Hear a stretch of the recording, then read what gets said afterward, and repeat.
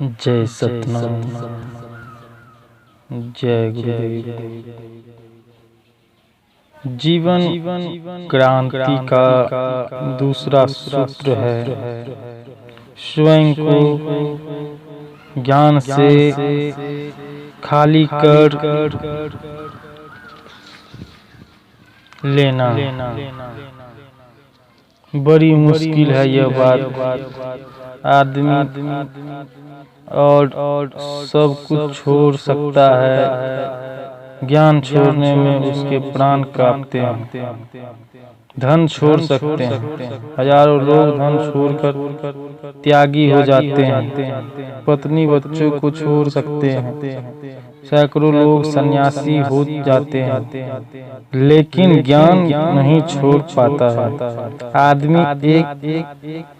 आदमी सन्यासी हो जाता है, फिर भी मुसलमान बना रहता है,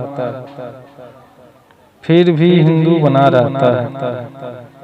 मैं तो हैरान हो गया हूँ कि कैसे पागलों की दुनिया है। अगर गृहस्थ हिंदू हो, मुसलमान हो, ईसाई हो, जैन हो तो समझ में आता है, लेकिन साधु भी जैन, हिंदू, मुसलमान और ईसाई आता है। ईसाई हो कैसे सकता है? जिसने समाज ही छोड़ दिया, उसने भी समाज का ज्ञान नहीं छोड़ा। अब तक समाज ने जो ज्ञान दिया है उसको पकड़े हुए बैठा है। एक साधु भी कहता है कि मैं जैन हूँ, हिंदू हूँ, मुसलमान हूँ। ये बीमारियाँ साधुओं के पास नहीं होनी चाहिए। वह धन छोड़ देता है, घर छोड़ देता है, लेकिन ज्ञान नहीं छोड़ पाता है। ज्ञान मनुष्य के अहंकार की गहरी से गहरी पकड़ है।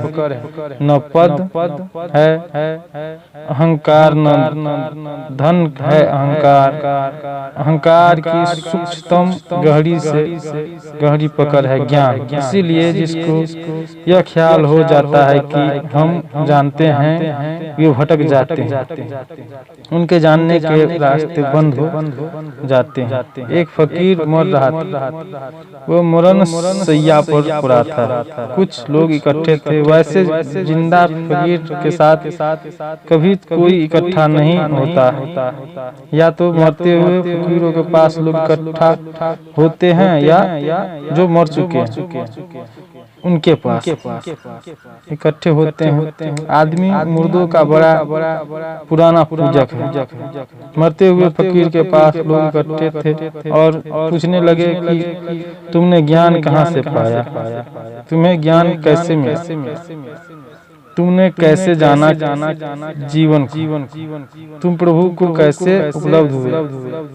उसने कहा, यह बड़ा कठिन मामला है। मैं एक गांव से गुजर रहा था। मैंने बड़े बड़े गुरुओं की शरण ली, लेकिन कोई गुरु साबित नहीं हुआ। असल में जो भी कहते हैं कि हम गुरु हैं, वे दुकानदार होते हैं, वे कभी गुरु हो नहीं सकते। तो बहुत गुरु खोजे, कहीं कोई ज्ञान नहीं मिला। बहुत शास्त्र देखे, बहुत सिद्धांत याद हो गए, लेकिन जीवन में कोई फर्क न हुआ,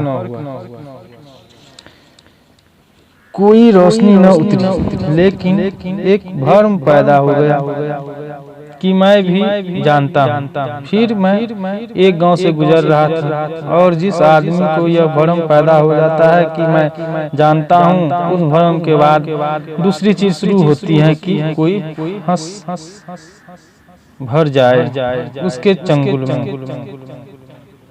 फिर वह बिना उपदेश दिए नहीं रह सकता। कोई उसकी मुट्ठी भर में आ जाए, फिर वह उपदेश जरूर देगा। तो उस फकीर ने कहा, मुझे ख्याल हो गया है कि मैं जानता हूँ। अब एक ही काम था कि जो मैंने जान लिया था उसे दूसरों को समझा दूं।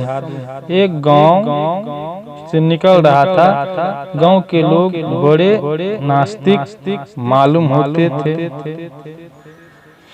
कोई सभा में आया ही नहीं। वे बड़े श्रद्धालु मालूम होते थे और दिन भर मैं नहीं बोल पाया था, तो मेरी तो बड़ी मुसीबत हो गई थी। तो मैं इस तलाश में था कि कोई एकाध श्रद्धालु मिल जाए तो उसको उपदेश दे दूं। कोई तो नहीं मिला। एक छोटा सा बच्चा मिल गया। वहाँ बच्चा एक हाथ में दिया लिए मंदिर में दिया रखने जाता था। मैंने उस बच्चे से कहा, बेटे ठहर, पहले मेरे प्रश्न का उत्तर दे दे। इस दिए में रोशनी कहाँ से आई है? बता सकता है? इस दिए में ज्योति कहाँ से आई? उस फकीर ने कहा, मैंने सोचा था बच्चा उत्तर नहीं दे सकेगा, फिर मुझे उपदेश देने का मौका मिल जाएगा, लेकिन बच्चे ने मुझे बड़ी मुश्किल से में डाल दिया। वह बच्चा हंसने लगा और उसने फूंक मारकर दिया बुझा दिया और कहा कि स्वामी जी, ज्योति कहाँ चली गई? आप बता सकते हैं? अगर आप बता देंगे कि ज्योति कहाँ चली गई तो मैं भी बता दूंगा कि ज्योति कहाँ से आई है।